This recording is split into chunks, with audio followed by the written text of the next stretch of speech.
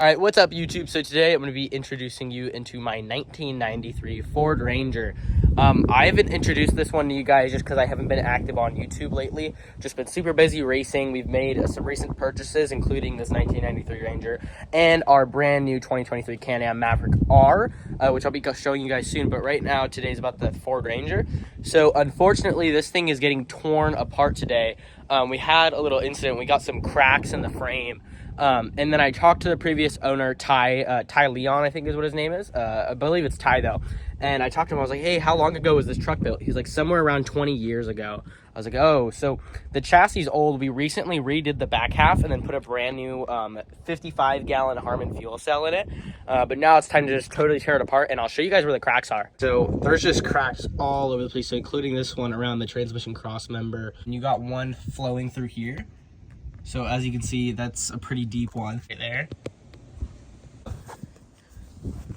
Right there, it's pretty bad. We found another donor truck on Facebook Marketplace for like 300 bucks, 1993 Ford Ranger, just like this one is, with a white cab, but the chassis is bone stock and it looks super clean. So we're gonna go ahead and pick it up, 300 bucks.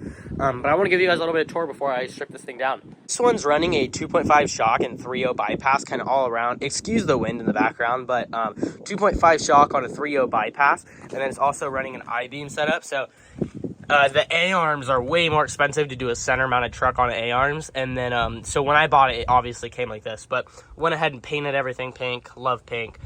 So it's a super good beam setup. It's got awesome up travel and droop. And on this truck, we're running a 418 Stroker LS3 from Robert Maruzzi. It sounds amazing and it performs amazing. So this one puts down about 430 wheel and like 650 crank, just somewhere kind of in that range. And then obviously same thing for the rear. We're running a 3.0 bypass on a 2.5 shock. And then we're also running, obviously, like I said, this 55-gallon Harman fuel cell. And then down here, we're running a 4-inch Camberg floater. So it definitely got all the top-notch parts on this truck. And then it's running a Turbo 400, obviously 37-inch tires on 17-inch wheels. It's a perfect setup. It's running on a Holley EFI. So very, very simple. We got the McNeil Raptor conversion kit. So this turns it basically from a Ranger to a Raptor, and it looks super, super good. For a light package, we go with Baja Designs. They're just the best in the business, is pretty much why everybody runs them. So we got the ambers on the outside, clears on the inside, and then a clear light bar. And then we actually plan on, after we're done stripping this thing apart and putting it back together, we're actually planning on putting a 40-inch light bar right there on the top. And then it's got some awesome next-gen seats in it. So these next-gen seats are super, super comfortable. They're actually one of the most underrated brands ever. So they make a lot of harnesses, like seat belts, neck restraints, and then seats. And then I didn't find out to these seats until I went and bought a neck restraint. I was like, oh wait, they have seats. And then I bought some, and they're so comfortable. So these actually make you feel like you're tucked in the seat. And no, they're definitely some awesome seats. I really, really like these seats. So you guys are gonna check them out at Next Gen. But no, it's definitely an awesome truck. We've had some good times with it. Already ripped around. I'll show you some videos right now.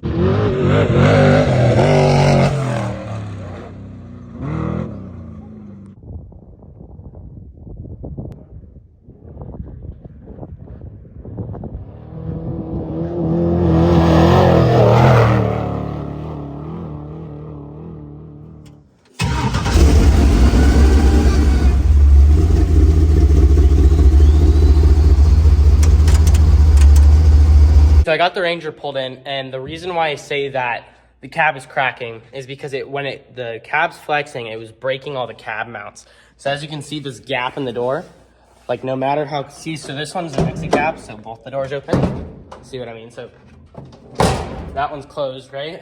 Okay. I take this door, I close it as hard as I can.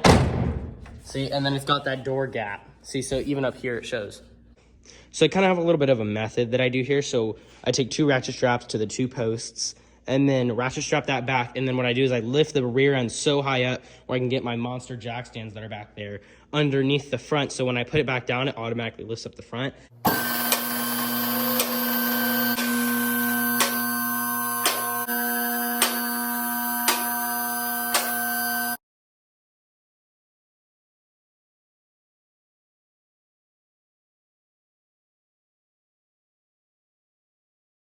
As you can see, truck is safely on the jack stands. So got the 2 American lifting jack stands in the front, all tires off the ground.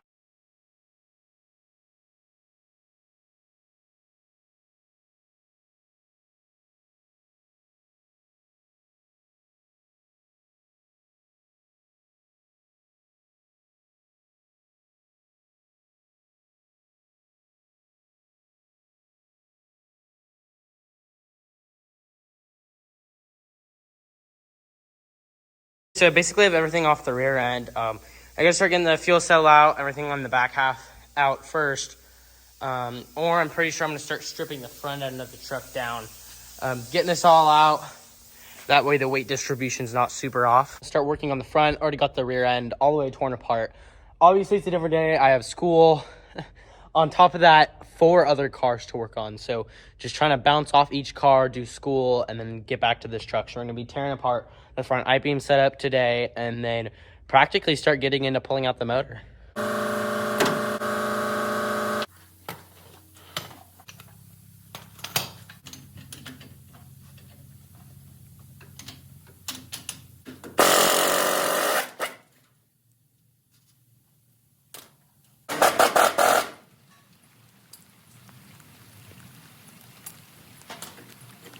Just started raining outside. As you can see, we're still gonna keep going though. I try to take my phone out of the rain. I might have to set you guys up at a different angle since the truck is like right outside where it's supposed to be. So I'm gonna set you guys up at a different angle. But yeah, it's raining outside. But we'll keep pushing. So we found some more cracks in the frame right here. So there's one right there, then one running along right there. So running along the side of that. There's one right there, and then one up here too. So they were all just kind of spreading around the front. We thought all of them were kind of in the rear more, but it turns out they were in the front too.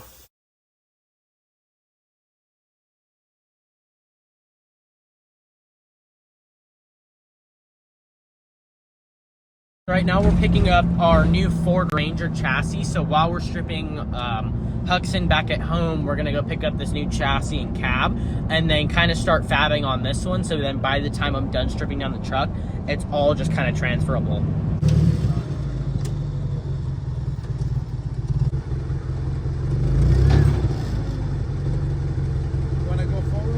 So the cab we just picked up is a 94 Excacab Ford Ranger chassis. So when he like stripped the truck apart, so all that was left was the cab chassis, no doors. So on my other cab and chassis, the doors open, now they don't. So we're gonna have to make some cut throughs in the doors, so I can fit spare parts like drive shaft, toolbox, all that good stuff. But we're gonna call it for the day. We're gonna make this an episode series. So next video will be us gusseting the full chassis and then starting transferring the parts. Third series will be going out to King of Hammers and racing the truck. So super stoked to show you guys that. Obviously smash the subscribe button, hit the like button, helps the channel out a lot. Thank you guys for watching. I appreciate you guys.